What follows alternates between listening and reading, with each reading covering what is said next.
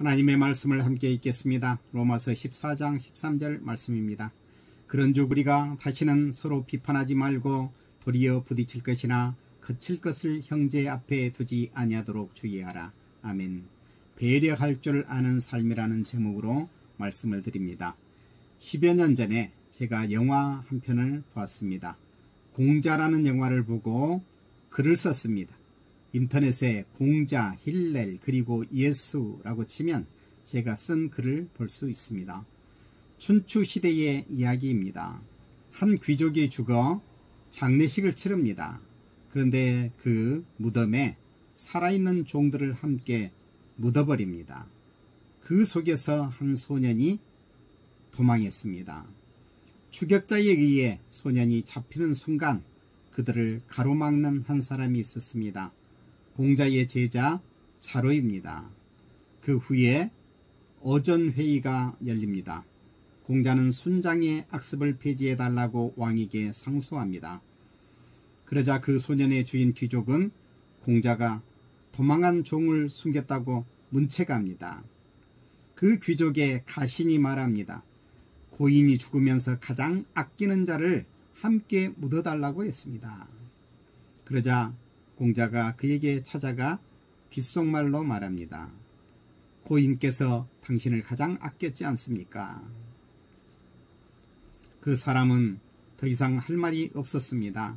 이때 공자가 말합니다. 보아하니 원치 않는군요. 자기가 하기 싫은 일을 남에게 시키지 말아야 합니다. 기소불욕 물시어인이라는 말입니다. 역지사지하면 배려할 줄 알게 됩니다. 상대방의 입장에 서서 보면 상대방을 배려할 줄 알게 된다는 말입니다. 이와 비슷한 이야기가 유대 역사에도 나옵니다. 유대의 율법사인 힐렐의 말과 비슷합니다. 당시 유대에는 율법주의 두 학파가 있었습니다. 샴마이 학파와 힐렐 학파입니다. 샴마이 학파는 율법 적용에 엄격했고 힐렐 학파는 온건했다고 합니다.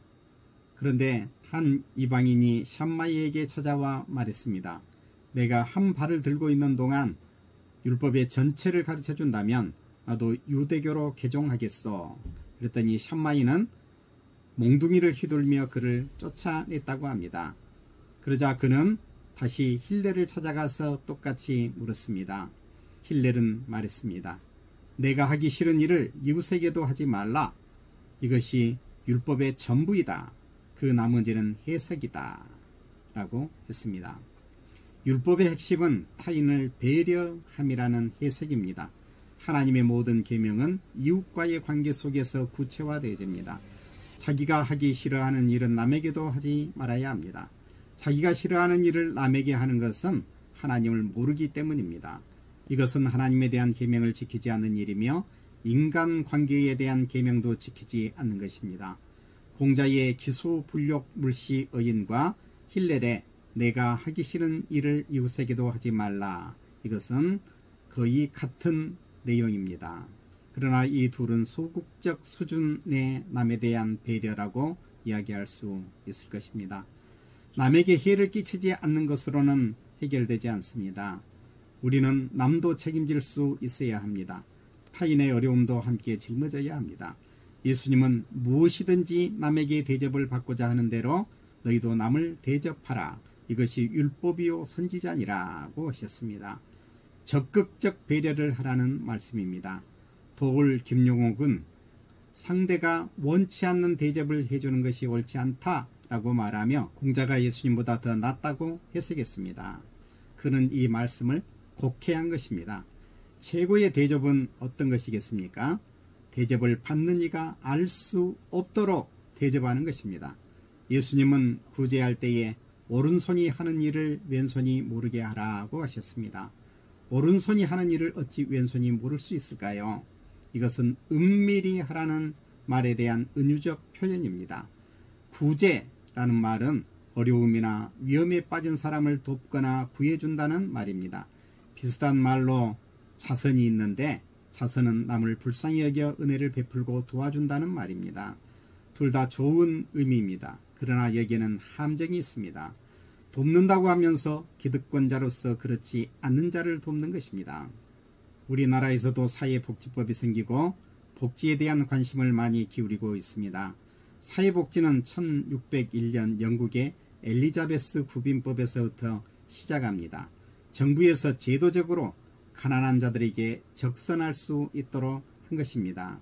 그리고 세월이 흘러 1884년 영국 런던에서 바네트라는 목회자는 토인비 홀이라는 집을 세워서 가난한 자들을 개혁하고자 했습니다. 이에 런던의 대학생들이 동참하여 가난한 자들과 함께 거주하면서 빈민의 문제를 해결해 나갔습니다. 엘리자베스 구빈법이 세워진 지 거의 200년이나 되는 때에 일어난 일입니다. 이를 임보관 운동이라고 합니다. 그 전에 구빈법과 다른 것은 그저 가난한 자에게 적선하는 것이 아니라 가난한 자들과 함께하며 가난한 자의 의식을 바꾸고 그들이 살아갈 길을 적극적으로 찾게 하는 데에 있습니다. 사회보장 또는 사회복지에 대한 문제는 오늘날도 여전히 논쟁거리입니다. 오늘날에도 어떤 사람들은 부자에게 돈을 잘 벌 수 있게 해주면 그들이 가난한 자를 도울 수 있지 않겠느냐고 말합니다. 이런 주장은 상당히 설득력이 있습니다. 그러나 이 말을 가만히 생각해보면 기득권자는 늘 기득권자의 위치에 있겠다는 것입니다. 가난한 자는 계속 가난하여 기득권자가 주는 것을 받아 먹고 사는 것입니다. 그들에게는 어떤 기회조차도 주어지지 않습니다. 물론 부자가 가난한 자를 많이 도와줍니다. 그런데 도움을 받는 자는 늘 부자 앞에서 양가 감정을 느낍니다. 받아서 좋기는 한데 기분은 나쁩니다. 이번 코로나 사태로 인해서 정부에서 재난지원금을 지급했습니다. 이 재난지원금을 보편 지급할 것이냐 선별 지급할 것이냐 하는 논쟁이 있었습니다. 그래서 결국 12%는 주지 않고 88%에게 주는 것으로 결정했습니다. 그런데 못 받은 사람은 못 받아 기분이 나쁘고 받은 자는 받아서 기분이 나쁩니다. 이 선별 지급이 가난한 자를 위하는 것 같으나 현실은 그렇게 되지 않습니다.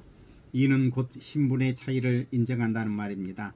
지배하는 자와 이에 굴종하는 자를 만들어냅니다.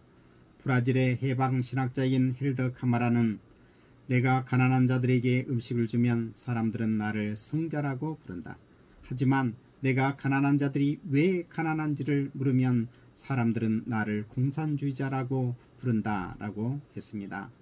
바울은 로마서 12장 이후 그리스도인들의 실제적인 삶을 교훈합니다. 하나님께 예배하되 실생활 속에서 예배하라고 말합니다. 성도들이 받은 가양의 은사를 따라 성도들이 타인을 섬김으로 교회 공동체가 세워집니다. 그래서 각 성도가 그리스도 몸의 지체로 자기 역할을 감당하게 해야 합니다. 지체는 서로 도움을 받고 도움을 줍니다. 어떤 능력자가 있어서 다른 지체는 그의 도움만 입고 있다면 온전한 것이 아닙니다. 예를 들어 한쪽 팔만 강하고 다른 신체는 연약하다면 어찌 건강한 사람이라고 할 수 있겠습니까? 각자에게는 주어진 달란트가 있습니다. 그게 모두 다 다릅니다. 모두 제 역할을 감당해야 합니다. 서로 비난하거나 욕하면 자기에게 해가 되고 맙니다. 그 역할을 감당하지 못하는 사람이 있다면 보이지 않게 그가 그 역할을 할 수 있도록 도움을 줘야 합니다. 오늘 본문 그런즉 우리가 다시는 서로 비판하지 말고 도리어 부딪힐 것이나 거칠 것을 형제 앞에 두지 아니하도록 주의하라고 있습니다. 사람이 마라톤을 할 때 발만 뛰는 것이 아닙니다. 배와 심장, 눈, 코, 입, 팔이 다 함께 움직여서 이 마라톤을 하게 되는 것입니다. 각 지체는 자기 은사로 보이지 않게 다른 지체를 돕고 있는 것이지요. 우리의 의식을 바꿔야 합니다. 사람들은 눈에 보이는 것에만 관심이 많습니다. 그리고 이를 숫자로 표현하는 것을 좋아합니다. 구제나 자선이라는 말은 좋은 것 같지만 실은 좋은 것이 아닙니다. 어려움에 빠진 사람을 여전히 그 자리에 두고 가진 자로서 선심을 쓰고 자기 영광을 얻으려 하는 것입니다. 마태복음 6장 2절에 보면 그러므로 구제할 때에 외식하는 자가 사람에게서 영광을 받으려고 회당과 거리에서 하는 것 같이 너희 앞에 나팔을 불지 말라. 진실로 너희에게 이르노니 그들은 자기 상을 이미 받았느니라 고 했습니다. 남이 다 알도록 선한 일을 하는 것은 이미 상을 다 받은 것이라는 의미입니다. 세상에서 자기 영광을 받았으니 더는 받을 것이 없습니다. 신앙생활은 배려하는 삶입니다. 예수님은 모든 것을 가진 분으로 이 세상에 우리와 다를 바 없는 가난한 자로 오셨습니다. 그리고 우리와 함께 하셨습니다. 우리처럼 연약한 자를 배려하신 것입니다. 아주 작은 일에서부터 우리는 타인을 배려해야 합니다. 내가 싫은 일은 남에게도 시키지 않아야 합니다. 그러나 더 나아가 남을 위해 적극적으로 배려할 줄 알아야 됩니다. 나에게 기회가 있다면 남에게 기회를 또 줄 수 있어야만 합니다. 내가 선심을 쓰는 모습을 보일 것이 아니라 타인이 눈치채지 못하도록 그 혜택을 그들이 누릴 수 있도록 해야 합니다. 이것은 교회에서 해야 될 일이며 사회와 국가에서 모든 사람들이 해 나가야 될 일입니다. 우리 모든 성도들이 이런 의식을 가지고 타인을 배려할 줄 아는 사람들이 되기를 바랍니다. 기도합니다. 거룩하신 아버지 하나님, 말씀해 주시니 감사합니다. 말씀을 통하여 우리가 어떤 은혜를 받았는지, 우리가 어떤 존재인지 알게 하여 주시니 감사합니다.